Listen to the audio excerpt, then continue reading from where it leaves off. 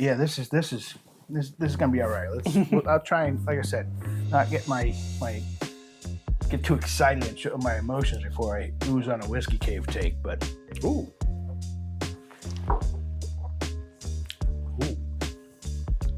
Yeah, man, that's back-to-back ooze. That was back-to-back ooze.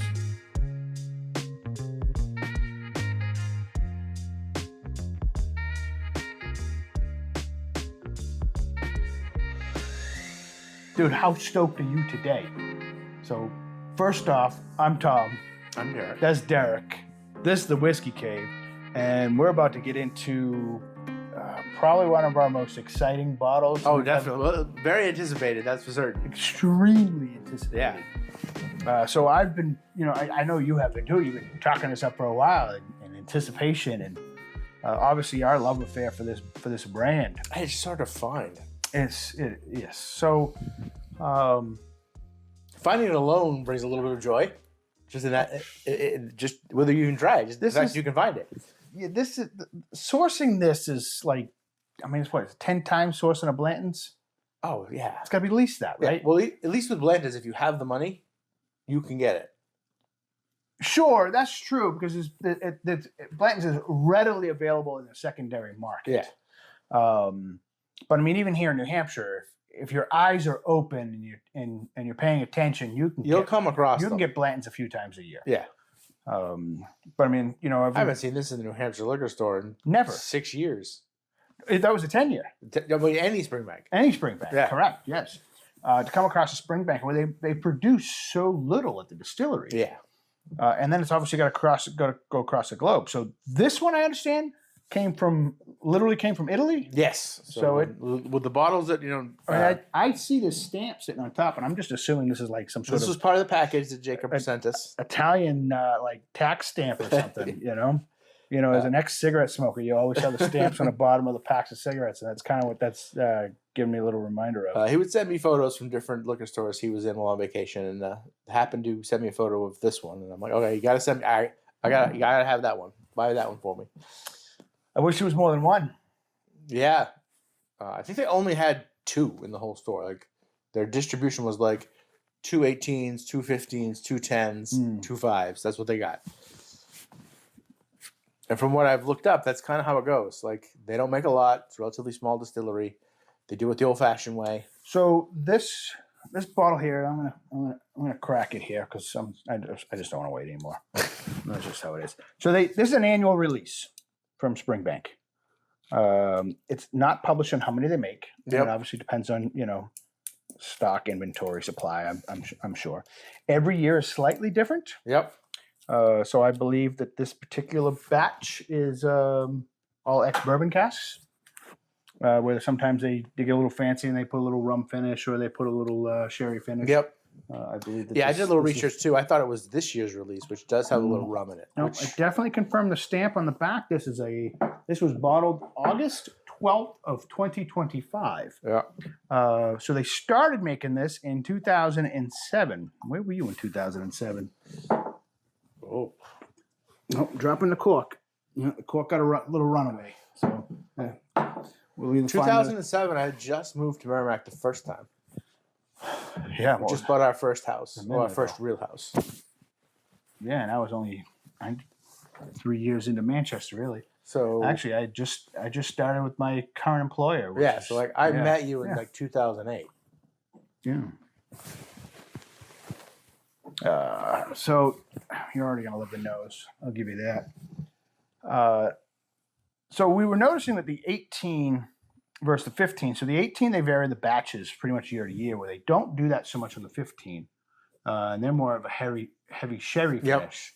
Which makes sense. It's very dark. Which, we've obviously got great memories of the 15 year. So the 15 year, to me, it's just like classic, robust, intense leather. Yeah.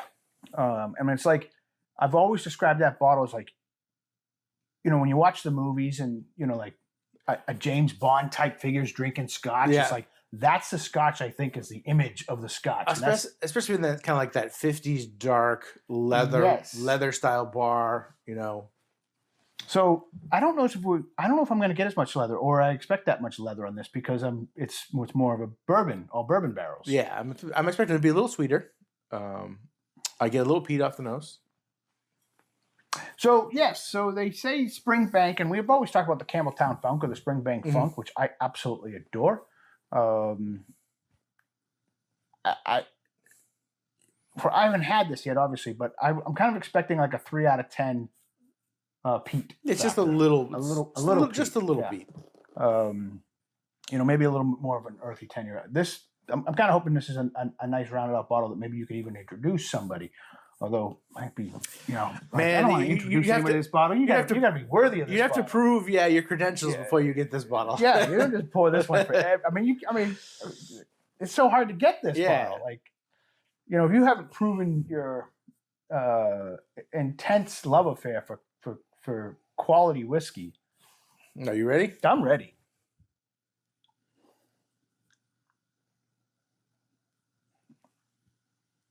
I am getting a little. I'm not getting any peat on the nose. I am getting a little on little light leather. A little Campbeltown Funk, but not for what I'm used to.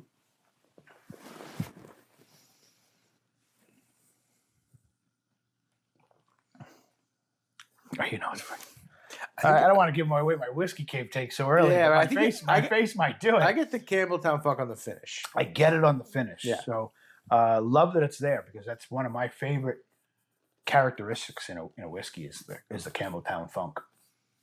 So I think this gets you a little more of the peat because of the bourbon. You're not losing it to any of the sweetness of the sherry. Oh, this is just hanging out. Oh yeah, it's rich. Yeah. Yeah, this is gonna be all right.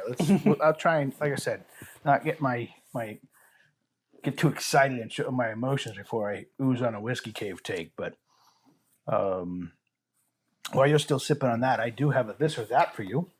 Good. It's always fun. I do. I'm really kind of excited about that. We've got. I don't know if I really want to give you hints. Maybe I'll give you hints when we get up there. But ultimately, this or that. Mm-hmm. It's just about whether you like this or that. No stress. Moving this a little farther from the edge. You want to protect that. So you put the cover back on it. Well, the cap went under here. I don't know where it went. It's one of those things. The cat will find it later. So we better drink it. If we don't have a cork, we're gonna have to drink it. So sad news. Uh-oh. I think we might have talked about this last video. Is its counterpart, the 5-year cask strength, didn't make the journey. Didn't make it, and that bottle shattered in shipping. Yeah, I don't know if we're blaming exploded. We're blaming UPS, FedEx. Who are we blaming on that? Well, it came FedEx. Did we insure it? Anybody insure it? I mean, it was olive oil. So what's olive oil? Yeah. So Jacob said he was going to look in to see if he could get a refund, but since I guess it didn't declare it the kind of value that. Yeah. Well, I'm not certain he's going to get any money back. It's hard to get your money back on a lost bag of cocaine. You know what I mean? It's not one you usually call the cops on. This guy stole my bag of coke. So yeah, let's get into this or that. Okay. I think you're really going to enjoy this. All right, I'm ready. So I'll tease you with that. I think you'll be happy with today's collection overall. So it's starting out good. It's starting out freaking great. So, this or that. Yeah, you're not giving me any clues? What are we going to talk about? I'll give you one clue, but man, I don't know. I don't know if this is gonna totally give it away. I suppose even if it does, if you're really this good and this gives it away, then you still don't necessarily know what it is we're drinking, and you can still have a good valid. I can still have an opinion of what I like. And you can still have an opinion. Yeah. So I'm gonna say Valley of Scotland. Okay. That is your clue. And obviously, you didn't come at me real quick with any. There's lots of valleys in Scotland. There's lots of valleys in Scotland. I didn't talk about all the valleys. I said Valley of Scotland. Yeah. So that's our clue. Okay. So obviously, this or that, we have 2 whiskeys. Yep. The hint is Valley of Scotland. So let's just assume they're Scotch. Yeah. They do have. They should have unique characteristics. 2 versions of the same whiskey or 2 different whiskeys? So I will say this: the two whiskeys out of the same distillery. Yeah. So Two different price points, 2 different proof points, maturations, etc., etc. All right. So why don't we try and stay in order and let's nose A. All right. Right.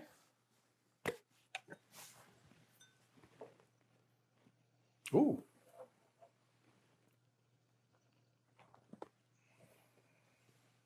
Well, you got an ooh. What's the ooh? It's got like a sweet kind of velvety nose. Mm-hmm.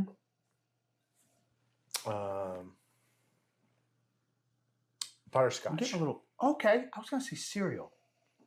Well, that would make sense to a certain extent. Yeah, but it is. It's sugary sweet like that. Like butterscotch was my first kind of Yeah, I like that too. nose. All right. Want to switch to B? Yep.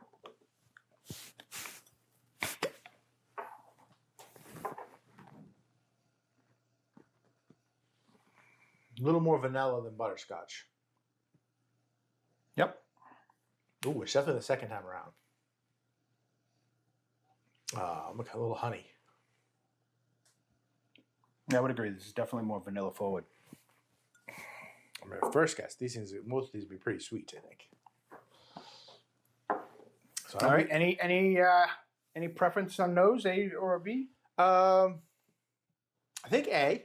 Okay. I think they're both good, Yep. but there was something about that richness of the butterscotch Okay. I liked on A. Now, this was the first one. So Yeah, I think A, though. all right. So let's go back to A.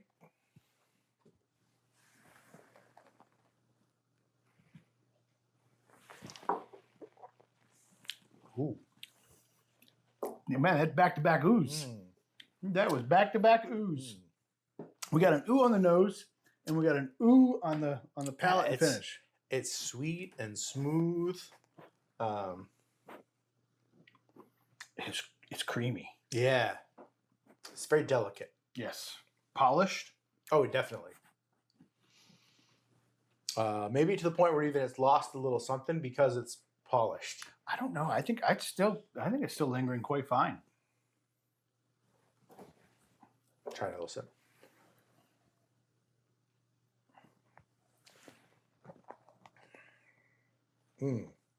That's really good.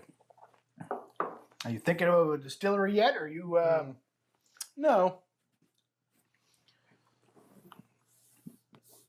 Because it's pretty light. Well, I don't know if I'd. I mean, light. It's how? rich in Light how? it's rich in flavor, but it's a more delicate, lighter profile. It's not coming at you with like a huge sherry punch. Yeah, although I would probably best describe it. At least A is more like as a delicate dessert at a nice steakhouse. Yeah. You know.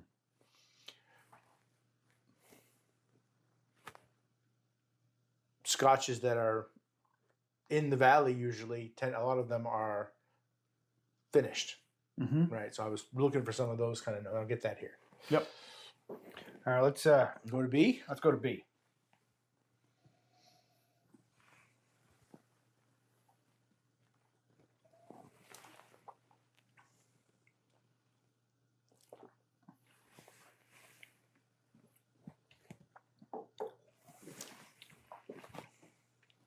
Very similar. I'm really intrigued on this.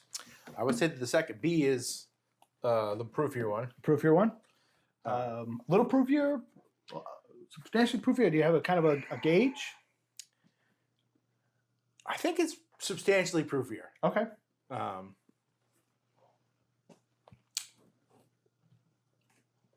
Lots of similarities between the two. So you're picking up a similar distillery. Yeah. Yeah. I'm not placing it. Can you pick a region? Of course, Scotch. I mean, Yeah, anything can fall in any region, so there's no, I mean, this would be more Speyside's Highland. Okay. I would assume. Yep. With this kind of construction. The profile. Yeah. Yep. Any thoughts on? So you think B is proofier than A? Yep. Any thoughts on an age statement on either, or even more of a price point perspective? Which ones? Which ones do you think is pricier? A. You think A is pricier? A is pricier and A is older. And older. Yeah. Okay. And you think B is proofier? Is proofier. Have you dialed it into which one is your favorite? Oh, A. Oh, look at that! Yeah. Just out the gate. Out the gate.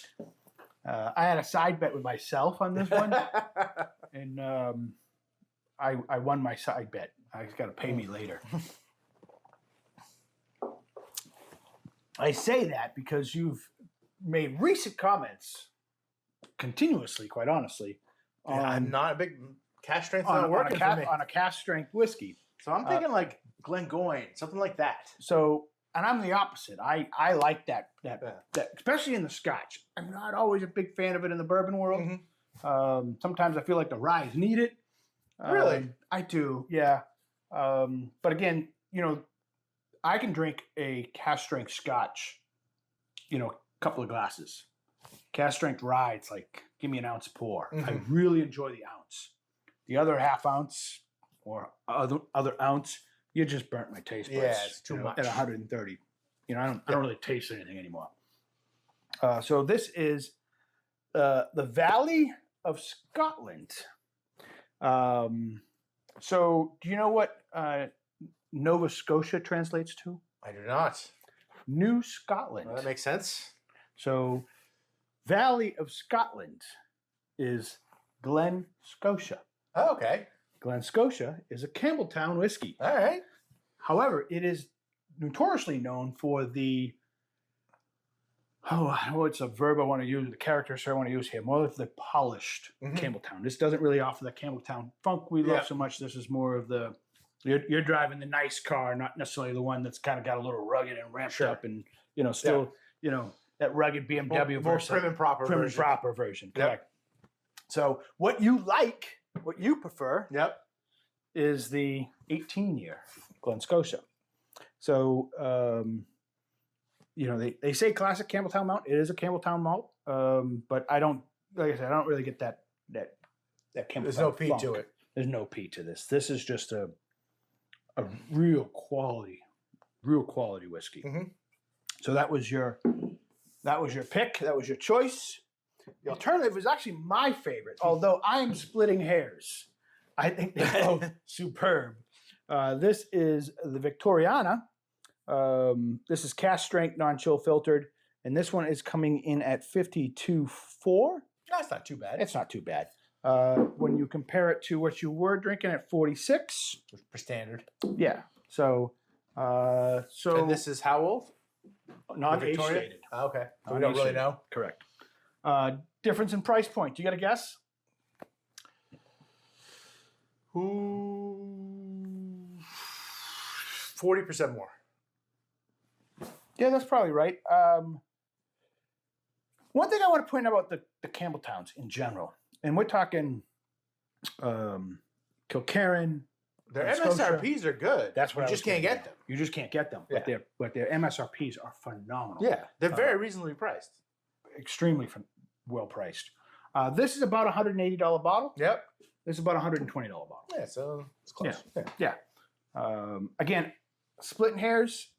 I'm going to pick the cask strength. I like a little bit of an amped up, but man, I'm consistent. You are consistent. You are consistent. But I will say today you're bougie. You're back to bougie. Well, I've always been bougie. Yeah, I know. We got a couple of these, this or that. So you've actually picked the lesser of the one. Yeah. So, well, today's winner in Derek's world is the 18-year Glen Scotia. And actually, the Glen Scotia, out of all the Campbelltowns, are the easiest to acquire. Yeah. Wouldn't say they're easy to acquire. Sure, but they're more readily available. More readily available. Yep. So, but let's keep it on the Campbelltown theme. We're going to do a whiskey cave take. Go back over there. Over there. Yep. And we'll see you there. Let's do it.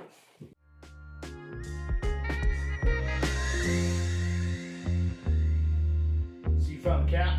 I did. Yeah, did you have to get on all fours again? I did not. It was just a few inches. Just a few inches Out of there, sight. just there. All right. Well, I didn't want to look like a fool on the camera, so I'm gonna let you do it in intermission. Well, yeah. I might still have it on recording though. I still might get you. Jury's out on that. So we are back at the Springbank in Campbeltown. We've obviously just did a this or that on 2 Campbelltowns, and you chose the bougie one. They were good. They were very good.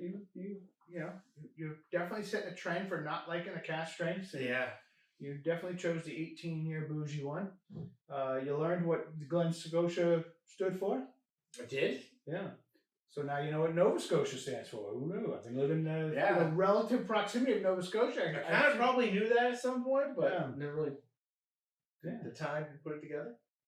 You know, this whole time I had this great desire to go to Scotland. I mean, New Scotland's a lot closer. Have you been in Nova Scotia? No, but I have relatives in Nova Scotia, and actually, I think I have bloodlines from Nova Scotia. So I don't know. I grew up in northern Maine, so Nova Scotia wasn't far away. No, it really wasn't. You get there by boat. You get there by boat.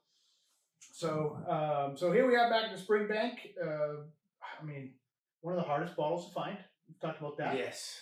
Obviously, this one we had to, get a guy that was on vacation with his family in Italy in order to get this, bottle here. He's been trained. He's always on the hunt. Everybody's always on the hunt. If he sees one, he will definitely pick it up. So this is, what was the MSRP on this? So this is about $100 $200 or so. That's my if you can find it. I'm intending to give Jacob when he shows up in 2 weeks. Got it. Okay, that's assuming you can find it for MSRP. Yeah. That's this as I often like to say, Springbank, man, that shit's hard to find in Blanton's. People always think Blanton's is hard to find, and in comparison, Blanton's is really easy to find. Yeah. Even at MSRP. And that's like Blanton's is hard to find in the north. It's super easy to find in the south. Yeah. You got any quick thoughts on it? We've had the 10-year, we've had the 15-year. We got great memories of both, especially the 15-year. Obviously, that was a birthday party memory. Yeah, it's not as dark and rich as the 15. Mm-hmm. It's a little lighter, maybe a little more refined. I think a little bit more of that Campbeltown funk comes out because it doesn't have the sherry element to it. Yep. I think we expected it's that, knowing that it's rich and that this is more bourbon finish and more sherry finish. We kind of expected this to be a little on the lighter side, softer side, maybe. Yeah, so it is kind of what it's as good as I hoped it would be, or I expected it to be. There was a time where I thought this was going to be the 2025 bottle.